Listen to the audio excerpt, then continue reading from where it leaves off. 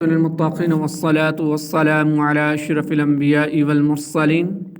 أما بعد فأعوذ بالله من الشيطان الرجيم بسم الله الرحمن الرحيم اللهم صل على سيدنا ومولانا محمد النبي الأمي وعلى آله وصحبه وبارك وسلم۔ اللہ رب العالمین سورہ کہف آیت نمبر 104 کے اندر ارشاد فرما رہا ہے، الذین ضل سعیہم فی الحیاۃ الدنیا وہم یحسبون انہم یحسنون صنعا۔ وہ لوگ جن کی ساری کوشش دنیا کی زندگی میں برباد ہو گئی، حالانکہ وہ یہ گمان کر رہے ہیں کہ وہ اچھے کام کر رہے ہیں۔ الذین، وہ لوگ، اس آیت میں فرمایا کہ یہ وہ لوگ ہیں کہ جن کی ساری کوشش دنیا کی زندگی میں برباد ہو گئی اور عمل باطل ہو گئے، حالانکہ وہ اس گمان میں ہیں کہ وہ اچھا کام کر رہے ہیں جو انہیں آخرت میں نفع دے گا۔ یہ آیت مبارکہ بنیادی طور پر تو کافروں کے متعلق ہے، لیکن اس سے اشارتاً یہ بھی معلوم ہوا کہ بدکار سے زیادہ بد نصیب وہ نیکوکار لوگ ہیں جو محنت مشقت اٹھا کر نیکیاں کریں مگر اس کی کوئی نیکی اس کے کام نہ آئے، اور وہ اس دھوکے میں رہے کہ میں نیکوکار ہوں۔ ہم اس سے اللہ تعالیٰ کی پناہ چاہتے ہیں، یعنی ایسے عمل سے ہم اللہ رب العالمین کی پناہ چاہتے ہیں کہ جو عمل آخرت کے دن ہمارے کام نہ آئے۔ اولئک الذین کفروا بآیات ربہم ولقائہ فحبطت اعمالہم فلا نقیم لہم یوم القیامۃ وزنا۔ یہی وہ لوگ ہیں کہ جنہوں نے اپنے رب کی آیات اور اس کی ملاقات کا انکار کیا تو ان کے سب اعمال برباد ہو گئے، پس ہم ان کے لیے قیامت کے دن کوئی وزن قائم نہیں کریں گے۔ اولئک، یہ لوگ، ارشاد فرمائے کہ کثیر نیک اعمال کے باوجود خسارے کا شکار ہونے والے یہی وہ لوگ ہیں کہ جنہوں نے اپنے رب کی آیات اور اس کی ملاقات کا انکار کیا، رسول اور قرآن پر ایمان نہ لائے اور مرنے کے بعد اٹھائے جانے حساب، ثواب اور عذاب کے منکر رہے، تو ان کے سب اعمال برباد ہو گئے اور انہیں ان اعمال پر کوئی ثواب نہ ملے گا۔ فلا نقیم لہم یوم القیامۃ وزنا، پس ہم ان کے لیے قیامت کے دن کوئی وزن قائم کریں گے۔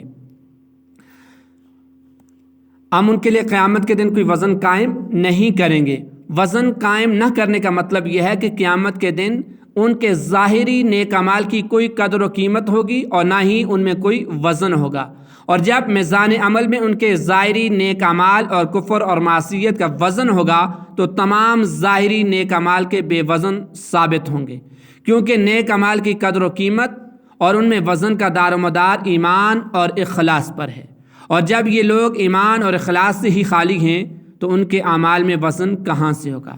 کفار کے اعمال کے بارے میں ایک اور مقام پر اللہ رب العالمین نے ارشاد فرمایا،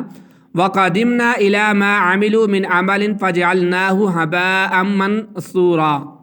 اور انہوں نے جو کوئی عمل کیا ہوگا ہم اس کی طرف قصد کر کے باریک غبار کے بکھرے ہوئے ذروں کی طرح بے وقت بنا دیں گے جو روشندان کی دھوپ میں نظر آتے ہیں۔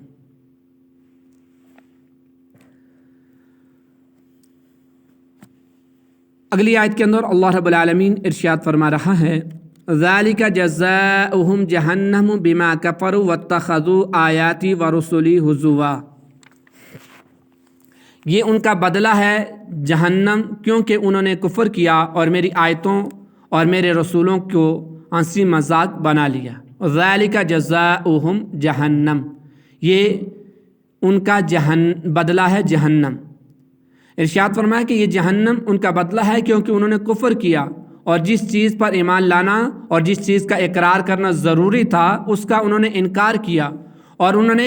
قرآن پاک، اللہ تعالیٰ کی دیگر کتابوں اور اس کے رسولوں کو ہنسی مذاق بنا لیا۔ اس سے معلوم ہوا کہ تمام کفروں سے بڑھ کر کفر نبی کی توہین اور ان کا مذاق اڑانا ہے، جس کی سزا دنیا اور آخرت دونوں میں انسان کو ملتی ہے۔ ان الذين آمنوا وعملوا الصالحات كانت لهم جنات الفردوس نزلا خالدین فیہا لا یبغون عنہا حولا۔ بے شک جو لوگ ایمان لائے، اس سے پہلے بے شک جو لوگ ایمان لائے اور اچھے اعمال کیے ان کی مہمانی کے لیے فردوس کے باغات ہیں، وہ ہمیشہ ان میں رہیں گے، ان سے کوئی چیز دوسری جگہ بدلنا نہ چاہیں گے۔ ان الذین آمنوا، بے شک جو لوگ ایمان لائے۔ اس سے پہلے کافروں کی جہنم میں مہمانی کا ذکر ہوا، اور اب یہاں سے وہ چیز بیان کی جا رہی ہے جس سے ایمان لانے اور نیک اعمال کرنے کی ترغیب ملتی ہے۔ ارشاد فرمایا کہ بے شک جو لوگ دنیا میں ایمان لائے اور اللہ تعالیٰ کی رضا حاصل کرنے کے لیے اچھے اعمال کیے تو ان کی مہمانی کے لیے فردوس کے باغات ہیں۔ یاد رہے کہ اہل جنت کے لیے اللہ تبارک و تعالیٰ نے جو نعمتیں تیار کی ہیں وہ انسان کے تصور سے بھی زیادہ ہیں۔ اللہ رب العالمین فرماتا ہے فَلَا تَعْلَمُ نَفْسٌ مَّا أُخْفِيَ لَهُم من قرۃ اعین جزاء بما كانوا يعملون، تو کسی جان کو معلوم نہیں وہ آنکھوں کی ٹھنڈک جو ان کے لیے ان کے اعمال کے بدلے میں چھپا رکھی ہے۔ حضرت ابو ہریرہ رضی اللہ تعالیٰ عنہ سے روایت ہے کہ اللہ کے نبی نے ارشاد فرمایا،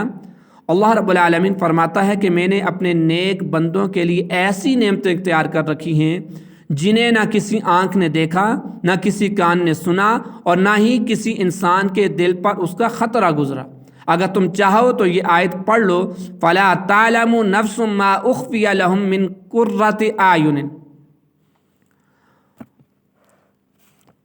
حضرت ابو ہریرہ رضی اللہ تعالیٰ عنہ سے روایت ہے کہ اللہ کے نبی نے ارشاد فرمایا، جب اللہ رب العالمین سے مانگو تو فردوس مانگو، کیونکہ وہ جنتوں میں سب کے درمیان اور سب سے بلند ہے، اور اس پر رحمان کا عرش ہے، اور اسی سے جنت کی نہریں جاری ہوتی ہیں۔ اور حضرت عبادہ بن صامت رضی اللہ تعالیٰ عنہ سے روایت ہے کہ رسول کریم صلی اللہ علیہ وسلم نے ارشاد فرمایا، جنت میں 100 درجے ہیں، اور ہر 2 درجوں کے درمیان زمین و آسمان کے درمیان جتنا فاصلہ ہے، اور فردوس سب سے اوپر والا درجہ ہے، اس سے جنت کی 4 نہریں پھوٹتی ہیں، اس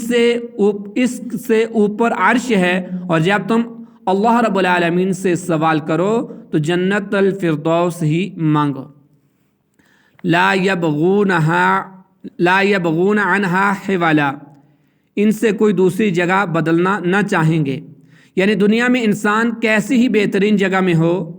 وہ اس سے اور اعلیٰ و ارفع جگہ کی طلب رکھتا ہے، لیکن یہ بات وہاں جنت میں نہ ہوگی، کیونکہ وہ جانتے ہوں گے کہ اللہ تعالیٰ کے فضل سے انہیں بہت اعلیٰ و ارفع جگہ حاصل ہوئی ہے۔ اللہ رب العالمین جو کچھ اس کے اندر بیان ہوا، اس میں جو ہمارے لیے عملی نکات ہیں، عملی پہلو ہیں، اللہ ہمیں اپنانے کی توفیق عطا فرمائے۔ وما علیہ الا